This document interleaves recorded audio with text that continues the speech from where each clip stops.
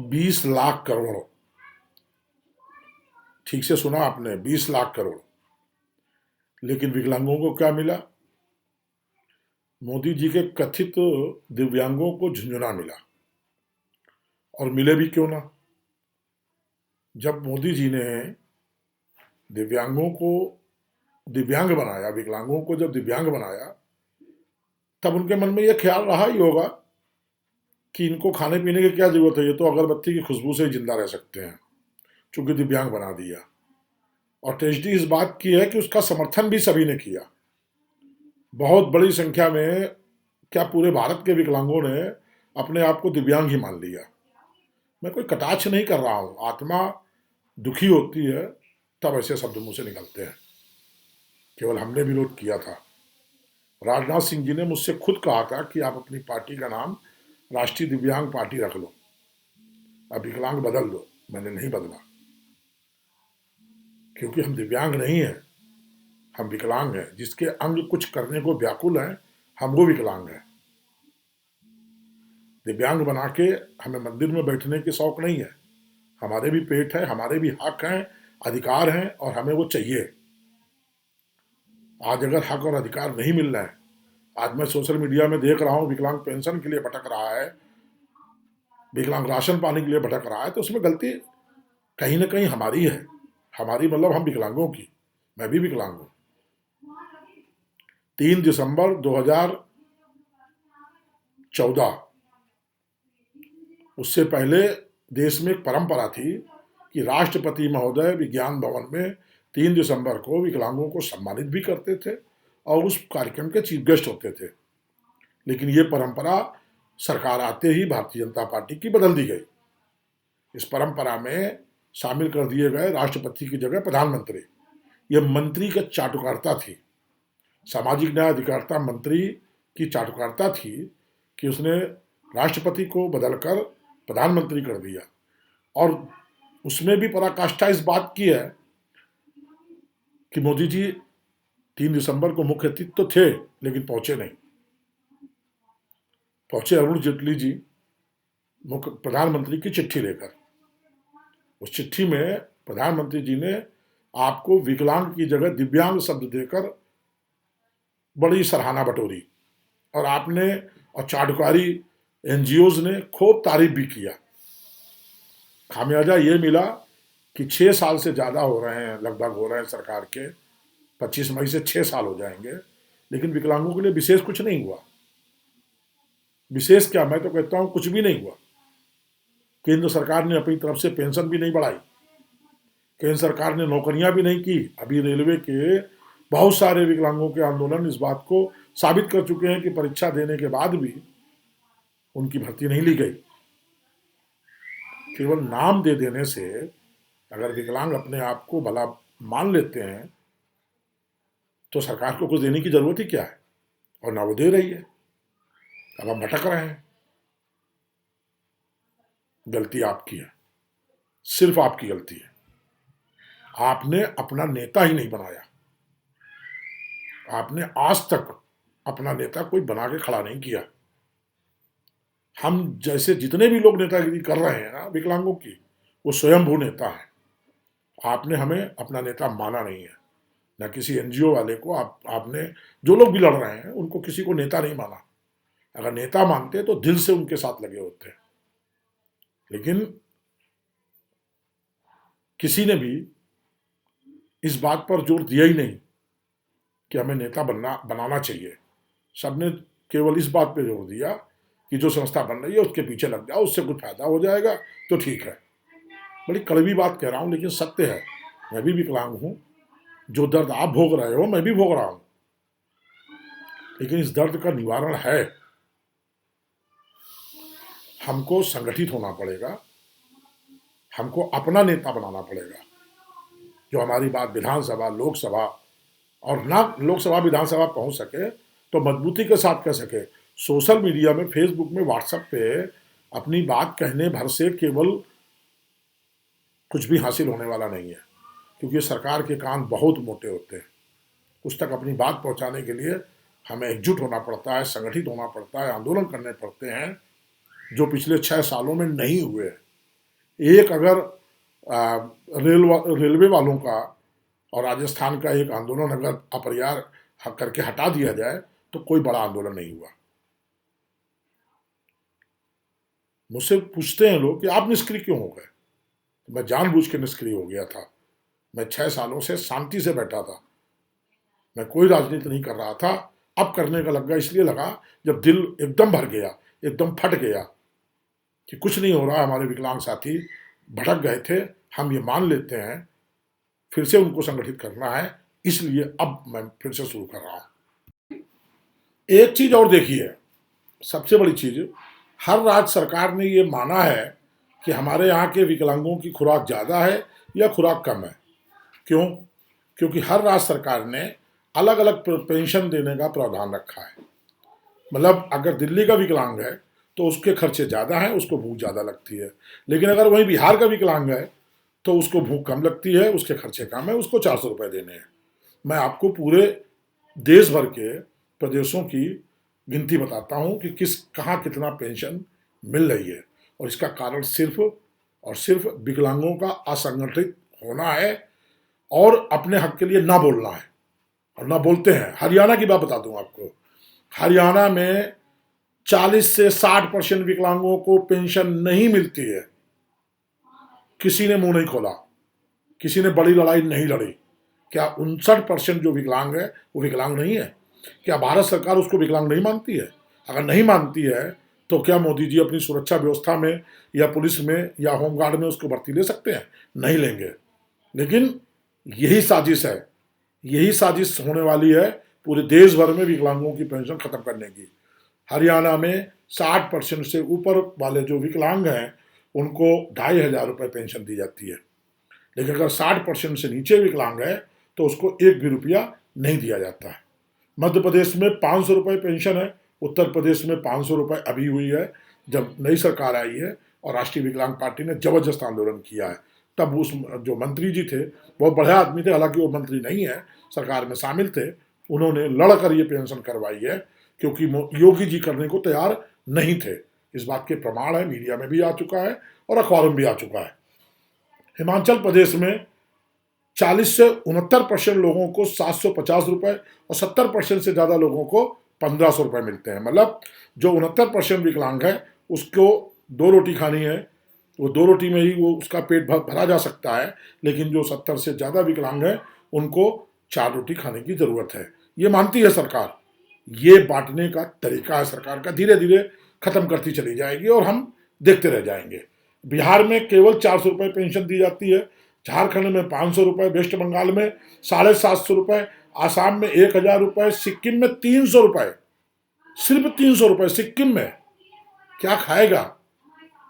80% से जो विकलांग अधिक हैं उन्हीं को केवल दी जाती है, और ओबीसी होना जरूरी है। ये देखिए, ये एक नया राज्य जहां और ज्यादा बांट दिया गया आपको, और आप शांति से बैठे हैं और हम केवल अपनी लड़ाई लड़ रहे हैं। सिक्किम में बता दिया, आप अरुणाचल में 1,000 रुपये पेंशन होती है, मेघालय में 500 रुपये पेंशन है, उड़ीसा में 300 रुपये पेंशन दी जा रही है, और आंध्र प्रदेश में 500 रुपये दी जा रही है। ये ओबीसी वालों को दी जाती है। तेलंगाना में 500 रुपये, तमिलनाडु में 1,000 रुपये, कर्नाटक में 75% तक जो विकलांग हैं उनको 400 रुपये, और 75% से ज़्यादा विकलांगों को 1,000 रुपये। गुजरात में 600 रुपये पेंशन दी जाती है, महाराष्ट्र में 600 रुपये, और गोवा में 90% से जो ज़्यादा विकलांग है उनको 3,500 रुपये पेमेंट दी जाती है, पेंशन दी जाती है, और 60 साल के होने चाहिए, 60 साल तक दी जाती है। और 40 से 79% लोगों को केवल 1,000 रुपये पेंशन दी जाती है, 2,500 रुपये जो है पेंशन दी जाती है, और जो 40% से और जो है 79% तक बुजुर्ग लोग हैं उनको 2,000 रुपये पेंशन दी जाती है। ये हालात है हमारे। पेंशन में भी अलग अलग मान्यता चल रही है, जिसको जहाँ जितनी मर्जी है उतना दीजिए। 80% से 40% तक का जो विकलांग सिंगल है उसको राशन कार्ड नहीं दिया जाता, ये आपको अच्छी तरीके से पता है। ये जो हालात बने हैं पेंशनों के, ये क्यों बने हैं? क्योंकि हम संगठित नहीं हुए, एक चीज आंकड़ा और आपको बता दूं, केवल आरक्षण जो दिया जा रहा था विकलांगों को नौकरी में, केवल नेत्रहीन जो विकलांग साथी हैं उनका पूरा हुआ है। बाकी फिजिकली चैलेंज और जो डेन एंड डेफ लोग हैं उनको केवल अभी तक 25% ही आरक्षण पूरा हुआ है।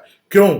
क्योंकि दृष्टिहीन लोगों के केवल एक नेता है, वो केवल अपने एक नेता की बात मानते हैं, एक नेता के साथ रहते हैं, और बाकी फिजिकली चैलेंज में हर गली में नेता है और डेन एंड डेफ में भी बहुत सारे नेता हैं, इसलिए उनके आरक्षण के कोटे आज तक पूरे नहीं किए गए।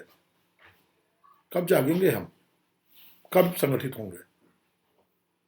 अगर नहीं संगठित हुए तो बांटने का जो परसेंटेज के हिसाब से लगा है, कल परसों नरसों एक दिन ऐसा आएगा कि ये पेंशन, विकलांगों को पेंशन मिले, इसके लिए बात ही खत्म हो जाएगी और विकलांगों की पेंशन ही बंद हो जाएगी। दिल्ली में 2,500 रुपये पेंशन है, ये सिस्टम बना हुआ है पूरे देश का। अब आप इसका विरोध करना चाहते हो कि नहीं करना चाहते हो, ये आप देखो। मैंने तो विरोध की आज से शुरुआत कर दी है। आज मेरे वीडियो की स्क्रीन भी ब्लैक रहने वाली है और मैंने कपड़ा भी ब्लैक ही डाला है। मैं काले कपड़े के माध्यम से इस सरकार से इस बात पर विरोध जता रहा हूं। आप भी विरोध जताओ, अभी आज से शुरू करो, अपने हाथ में तख्ती लेकर फोटो खींच के सोशल मीडिया पे डालो, या सबसे अच्छा जैसे पहले होता था, जो जब हमें विरोध जताना होता था तो हम अंग्रेजों के कानून को मानने से इनकार कर देते थे। आप अपने आप को दिव्यांग कहना बंद कर दो। दिव्यांग नाम का जो भी चीज़ें आप इस्तेमाल कर रहे हो, फेसबुक, व्हाट्सएप, सब जगह से दिव्यांग हटा दो।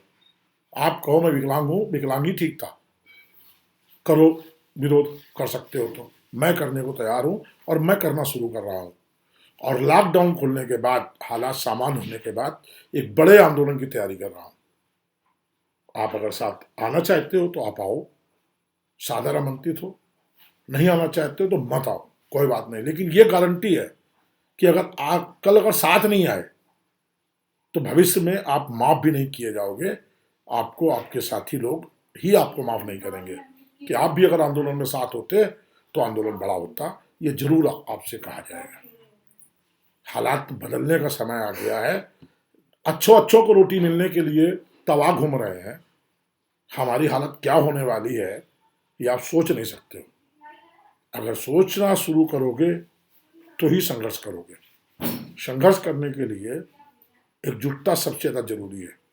दिमाग से विकलांग शब्द को इतनी ज़्यादा तरीके से फीड करो दिमाग में, और दिव्यांग शब्द को इतने अच्छे तरीके से डिलीट मारो कि आपको अपने हक और अधिकार पहचान में आ जाए।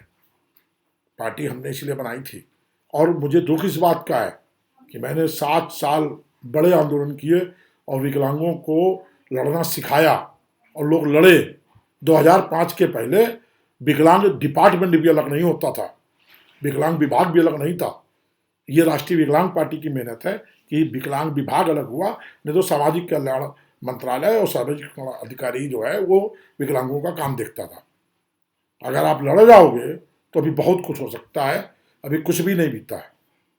बहुत सारे लोगों ने बहुत सारी संस्थाएं बनी, इन 6-7 सालों में बहुत सारी संस्थाएं बनी। उनमें से 95% लोग राष्ट्रीय विकलांग पार्टी के हैं, या तो रहे हैं खुद, और या तो फिर वो हमारी विचारधारा लेकर चल रहे हैं। जो लोग नहीं भी हैं या शामिल नहीं रहे कभी पार्टी में, 95% की तो मैं गारंटी लेता हूँ, 5% लोग अगर नहीं रहे हैं तो हमारी विचारधारा लेकर चल रहे हैं, इसके मतलब वो भी हमसे जुड़े हुए हैं। अब जरूरत है केवल अपने आपस के ईगो को हटाकर संगठित होकर विकलांगों की लड़ाई लड़ने का, सिर्फ ये जरूरत है। मुझसे कई लोगों ने पूछा कि आप रेलवे के आंदोलन में दिल्ली में थे और दिल्ली में आंदोलन रहा था, आप क्यों नहीं पहुंचे? मैं जाना चाहता था, मैंने कई बार प्रयास किया, वहां लोगों से बात की कि मैं आना चाहता हूं, लेकिन वहां के कुछ स्वार्थी लोगों ने मुझे ये कहकर आने से मना कर दिया कि हमें राजनीति नहीं चाहिए, हमें पार्टीबाजी नहीं चाहिए। अरे मूर्खो, क्या करें यार, क्यों नहीं समझ रहे हो? हिंदुस्तान लोकतांत्रिक देश है, यहां राजनीति चलती है। जो राजनीति में जितना बड़ा भागीदार होता है, देखिए ना, 3-4 सीटें लेकर जो है पार्टियां जीतती हैं और उनके हाथ में मिनिस्ट्री होती है।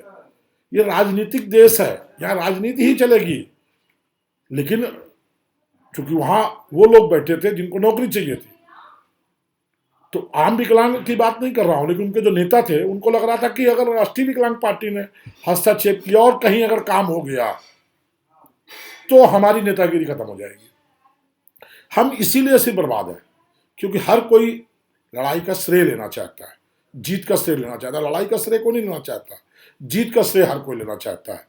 2006 के बाद जितनी भी एनजीओ बनी है उन लोगों ने कोई भी आंदोलन खड़ा नहीं किया है। एक भी एनजीओ ने, राजस्थान को हटा दीजिए आप, उसमें 20 एनजीओ मिलकर काम किया तब जाके कुछ आंदोलन खड़ा हुआ था। जितना बड़ा आंदोलन राष्ट्रीय विकलांग पार्टी अकेले कर लेती है आपकी वजह से।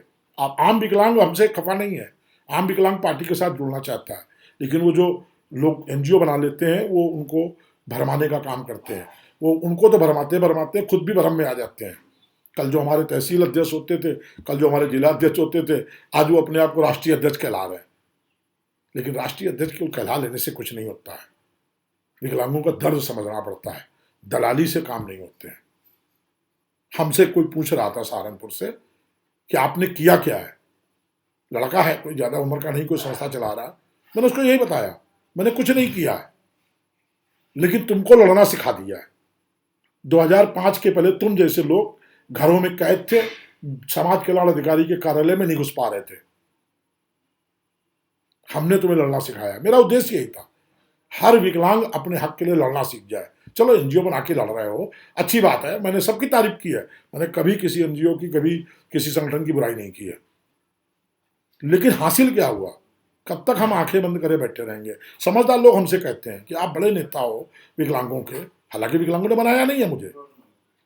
अगर वो बना देते तो शायद हम लोकसभा में बैठे होते। 60,000 विकलांग था फर्रुखाबाद विधानसभा लोकसभा में जब मैं चुनाव लड़ा, विकलांगों के सम्मान के लिए लड़ा। मेरी ट्राईसाइकिल नहीं बेची थी उसने, फर्रुखाबाद के लोगों का नुकसान किया था। लेकिन हुआ क्या, 2-2, 400 रुपए में बिक गए। विकलांगों ने हमें वोट नहीं दिया, सकलांगों ने वोट दिया, विकलांगों ने वोट नहीं दिया। लेकिन फिर यही लगता है कि यार अगर परिवार में कुछ लोग खराब होते हैं तो परिवार थोड़ी तोड़ दिया जाता है। तो हम तो फिर भी परिवार मानते हैं। सारे विकलांग, सारे देश के विकलांग हमारा परिवार है, क्योंकि हम विश्व की अकेली राजनीतिक दल है और राजनीतिक दल सर्वोपरि होता है अपेक्षा कर संस्थाओं के। ये सबको मालूम है। लड़ने के लिए तैयार रहिए, हम लड़ाई लड़ेंगे आपकी, साथ आपको देना पड़ेगा। जय हिंद, नमस्कार।